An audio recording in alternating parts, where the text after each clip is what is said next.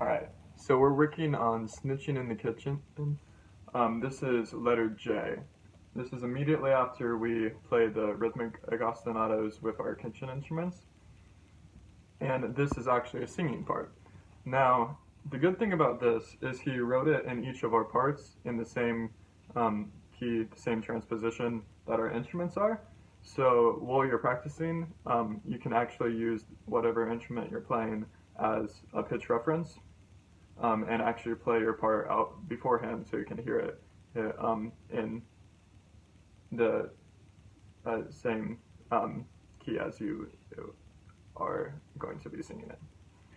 So this builds up on until we have 4 parts coming in. And you can actually hear each of the parts which coming in very clearly in the recording. But I'm just going to help you clear that up a little bit. So the first part starts on a concert lower G. Snitchin' in the kitchen. Now this part, it goes down fairly low, so I would recommend that if you are one of the older guys, like myself, you would probably stay on this part, just because it'll be very comfortable in your voice and you won't have to strain in too much, and it can kind of keep that laid back tone that we're looking for. Then the next part is Snitchin' in the kitchen. Sorry, I played it wrong note. Snitchin' in the kitchen. Now you'll notice on the N, it doesn't have that jump that the lower part does. It's just a step down. So snitchin' in the kitchen instead of snitchin' in the. Sorry, it was on the, not in. In the. So the lower part is moving in leaps, while the upper parts are moving in steps.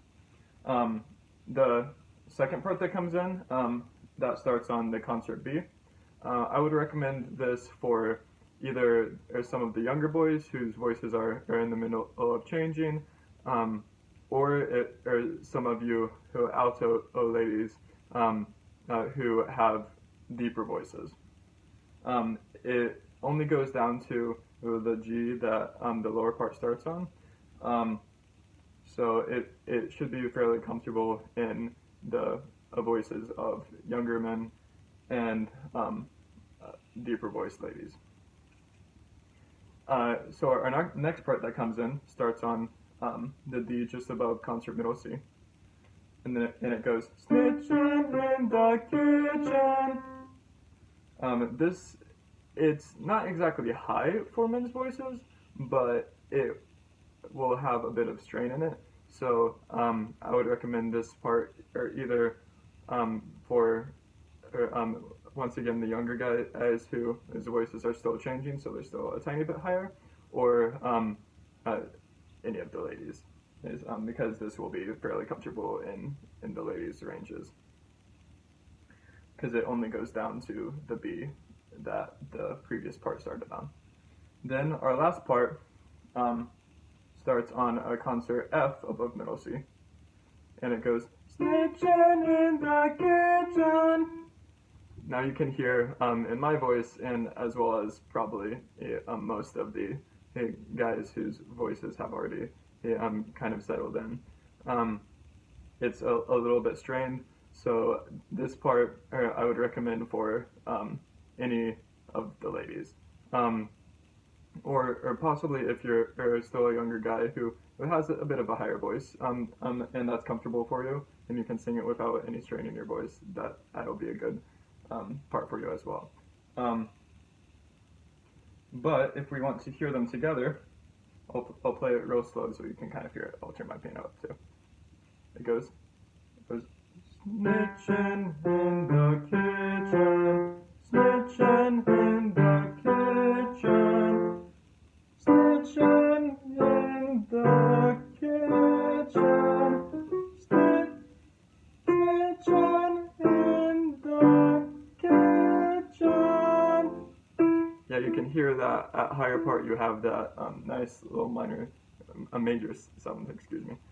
That's going to be right up against the F in the bass. I'm going to record a video with all of these playing together, so you can hear it in the voice. But once again, I'm just going to go over these parts. So it starts out, snitchin' in the kitchen, and then this part stays on that while the next part adds in. Snitchin' in the kitchen, and then those two parts stay where they are, and then the third part adds in. Snitchin' in the kitchen, and then you add in the upper voice. Snitchin' in the kitchen. And once again, a reminder: once you come in on one part, stick to that part, right? And then the other voices will just come on top of it, and it will create those beautiful harmonies that Mr. Taylor wrote in for us. All right, let's keep practicing that, and I'm going to record the audio of all the voice parts together.